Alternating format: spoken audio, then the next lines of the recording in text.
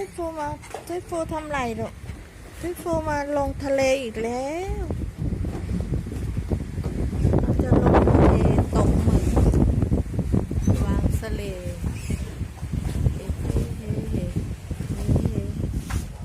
พ่อโทรบอกให้โมนาซื้อปัตเตอร์ดิ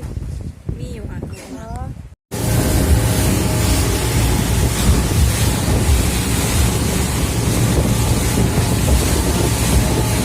ตัวสั่น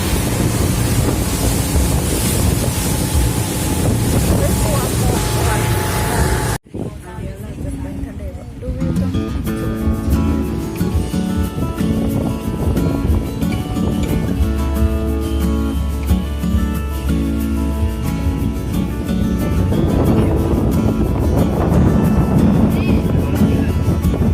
หอมมันเลย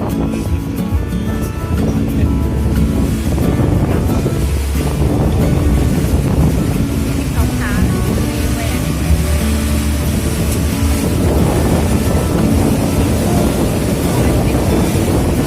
มาเยอะ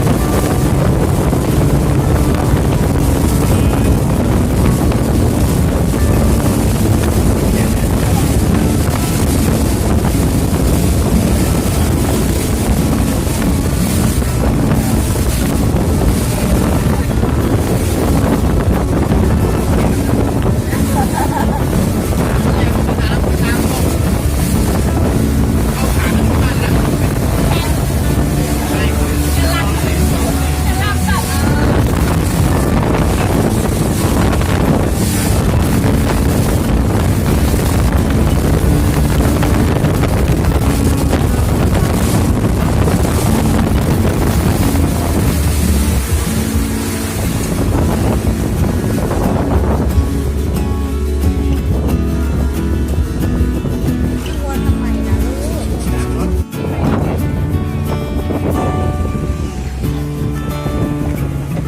ใส่แจ๋วเลยนะคะ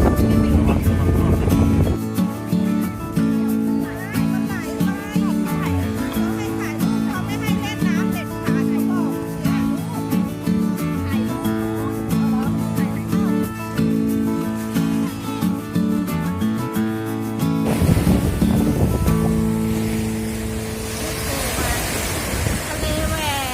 แหวกสัตหีบนะคะแหวกเล็กๆเขาบอกว่าดินมันจะขึ้นดาดแหวกสูง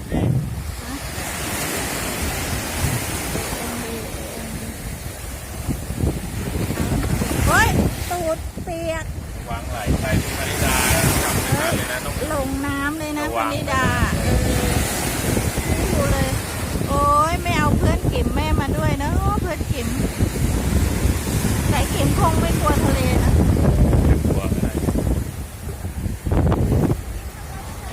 ทำไมเป็น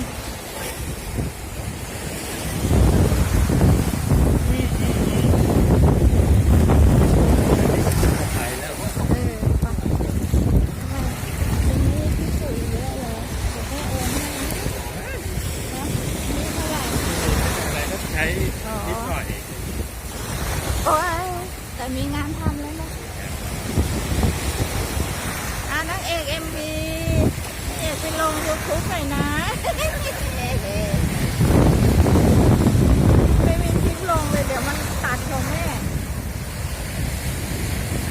โมนาแฮชแท็ก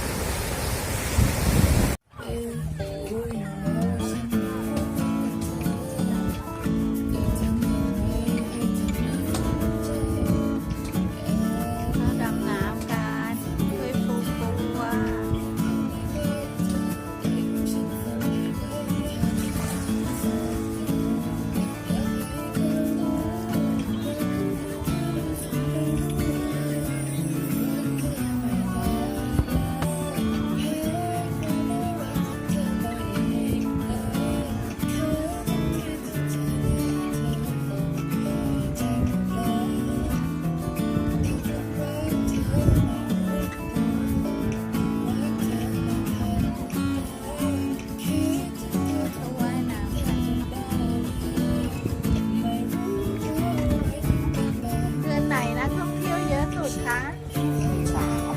เมษาเมษานี่ออกกี่รอบ ช่วงนี้เริ่มเยอะแล้วเมษาจะเป็นช่วงวันหยุดอย่างเดียวคนทำงานจะก็มันมีช่วงก่อนไม่มีแค่เดือนนี้ครั้งนี้3 รอบ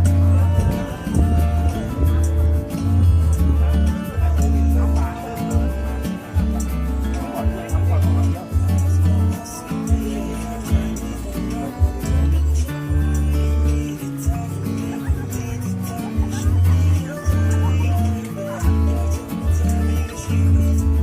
ถ้าเอาเชือกผูกติดกันเหรอคะของเราอ่ะ เชือกอะไรขาว อ๋อเปล่าเขาเปล่ามันเป็นรอยเฉย ๆอ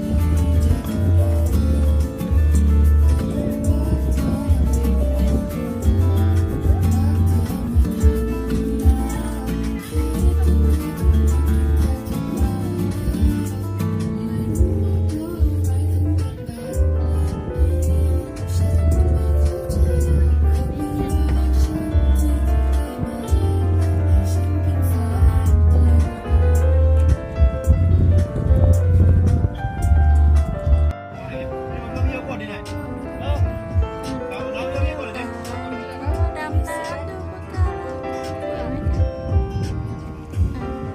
สีส้มชูชีพสีส้มลูก ทำอะไรกินอ่ะ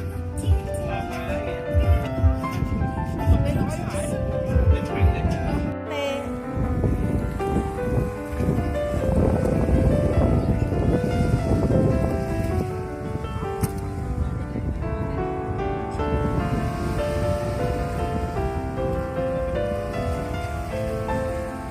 ไปไหนลูกฮะ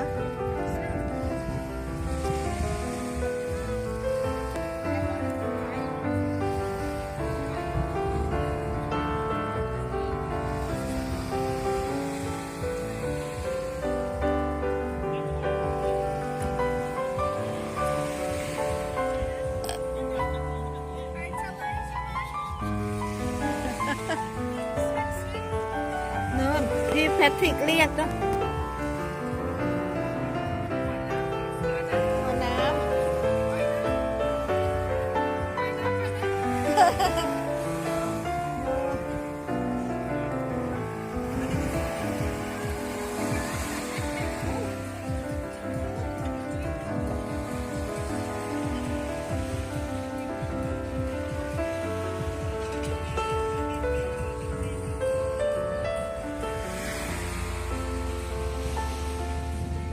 มานี่เร็ว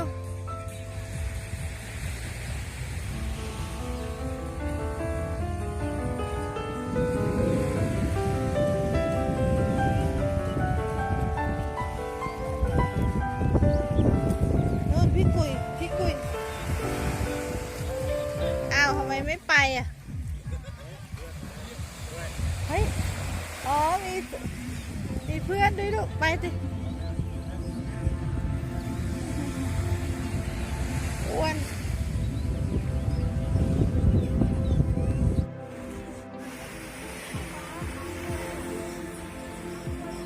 แล้ว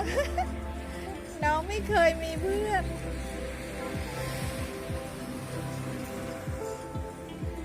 ไปสิไปหาปะหาน้องหนูเป็นน้อง หนูเป็นพี่นะ